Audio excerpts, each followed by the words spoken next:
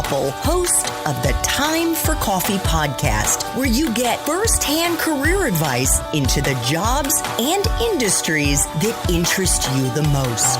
And before we start today's show, I have a quick favor to ask you. If you haven't already, I'd be incredibly grateful if you'd give us a rating and a review on iTunes. And if you're like me, you need to do it now because you'll forget later and because it's the best way to help others who may be in search of career advice to find this free resource. So press pause if you haven't done it and do it right now. I'll wait. Thanks so much and enjoy today's show.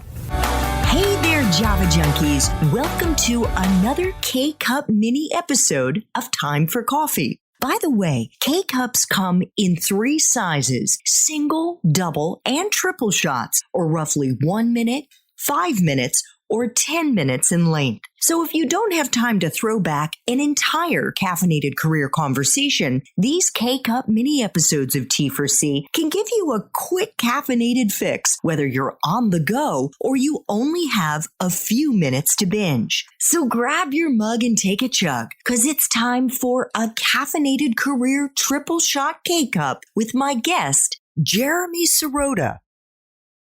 So before we get into what you do when you're not drinking coffee, or maybe you are, as the CEO of Merlin, where you have worked since January of 2020, I thought maybe we could get into a little bit of a conversation around if we were to talk to some of your high school buddies, kids you went to school with back in the early 90s, and ask them, what role, if any, music played in your life back then? What would they tell me, Jeremy? Did you have a big CD or vinyl collection? Did you ever play an instrument?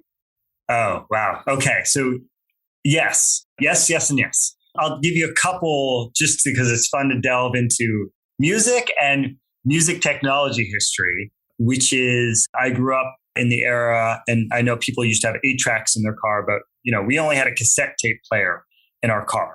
And at some point, one of my cassettes even jammed in there. So I was left with just one cassette to listen to. It was that or the radio. But what I did have growing up my entire life was, I must have been 10 when I first had the Sony Walkman. And if you saw me anywhere on my bike, walking around, I had a Sony Walkman on my hip, strapped onto my belt. Because that's it was very cool. It was a cool look. It was cool. Yes, it was a cool look. Thank you. And of course, I got really excited when the Walkman came out, which is what played portable CD players on the go. And then when the non-skipping Walkman came out, because when you had a CD, if it moved, it could skip when it was playing. And so when they had this technology came out that you could move around or run and it would still play seamlessly. So that was always at my hip growing up. And then I did guitar for about 2 or 3 years until I broke my left wrist for the second time, which is not great because you need to, my wrist doesn't really turn anymore. But having said that, I was never really great at music. I'm a little tone deaf. Anytime I'm singing around my wife or child, they're basically saying, please stop. But I have music playing 24/7. If I'm not on a call, right before I came on with you, I was listening to an album. I will put music on when I get off this. So that was me, my whole childhood. So what kind of music were you listening to? Oh, well, when I first started, I had 2 older sisters. I just listened to whatever they listened to. So my first tape, and I should have written, these are the things you wish you'd written down. It was either Oingo Boingo or it was The Cure. Regardless of which one it was, everything 80s I was into. So that was The Cure, that was Depeche Mode, that was Duran Duran. Flock of Seagulls, you name it. I still listen to the 80s music. And then it evolved. I was really into ska, and then I went to punk music. I got into straight edge music for a while. There was this great band called the Gorilla Biscuits that I loved. And then I've never even heard of straight edge. Yeah, it was a movement. It was based a lot around music. Might Have Threat was probably the first, I think they were the first band. And it was based about no drugs, no drinking. And I did that for, basically till I got to college. And then college, you do different things. Drinking, not drugs, to be clear. And so that was a big part of it. And then when I got to college, I got really into Britpop. So that was Oasis and Blur, bands in that. Pulp is still, I have a Jarvis Cocker poster over there. Pulp was one of my favorite bands.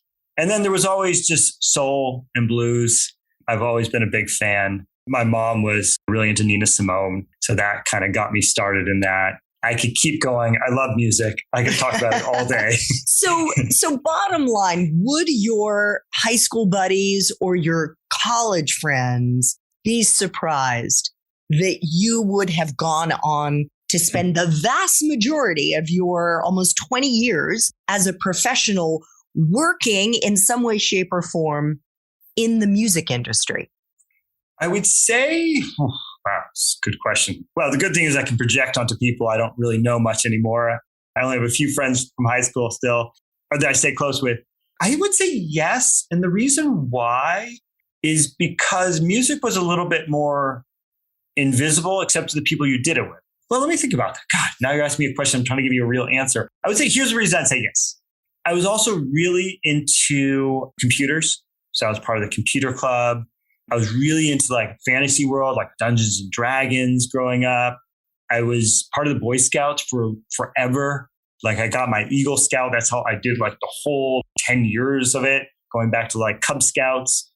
And so there was never this one thing that was like the dominant part of my life. I had all these things that I did. And so I think it would surprise people, but I don't know. Maybe now I need to go ask them. Now I need to do some self-reflection. So, I mean, this is the thing for me, Jeremy. When I was in college, there were various extracurriculars that I was involved in that I did for fun. Yep. One of which was working at my college radio station where I was the news director. I never saw that as something I would ever do in real life. And I think that's the thing about our interests and the activities that we are naturally drawn to, is that they can become a career. Yep. It wasn't for you as an artist or a producer or working on a label. It came through the legal field. Yeah. As I mentioned at the beginning of our interview, you joined Merlin as its CEO just about exactly 3 years ago. And I know that you've gone through a rebrand of Merlin. Before we dive into what you actually do, how do you want to describe it? What do you want our listeners to know about Merlin and what it does? Yeah. Well, I want to respond to what you said, because I think it's knowing your audience. I think it's a really important one. And then I'm always happy to talk Merlin, of course. I think that if you had to give a thread to this, there is actually a thread line between all of this. And that is music, number one, and then technology, number two.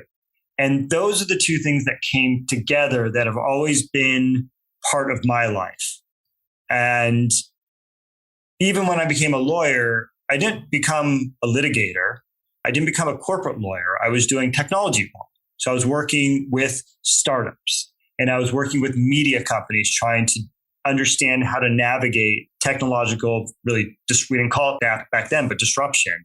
And then what I was able to then do when I went to Warner Music is they were looking for technology work.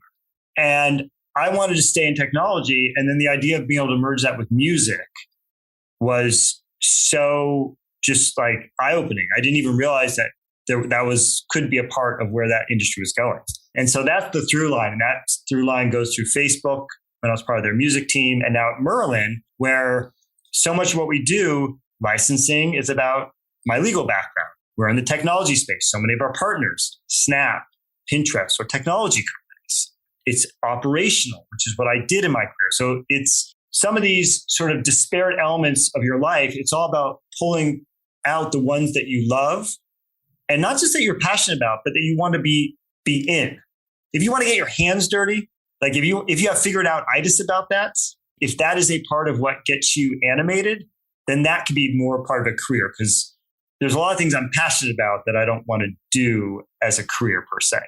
Let me just quickly explain, because the figure out itis is something that Jeremy mentioned in our Espresso Shots interview, and check out show notes to see if that episode has already dropped. That is something that Jeremy's wife has coined as one of the soft skill sets that you should really try to cultivate. And that is basically being a self-starter, being somebody who is willing to go and figure it out, go online, watch YouTube videos, Google it, read books, whatever it is, try to get the answers yourself, certainly before you go and bother your supervisor.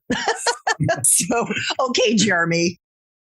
Thanks for tuning in to this K-Cup mini episode of Time for Coffee. If you want to listen to our entire caffeinated career conversation, please check out the show notes for this episode. Thanks so much for listening to this latest episode of T4C.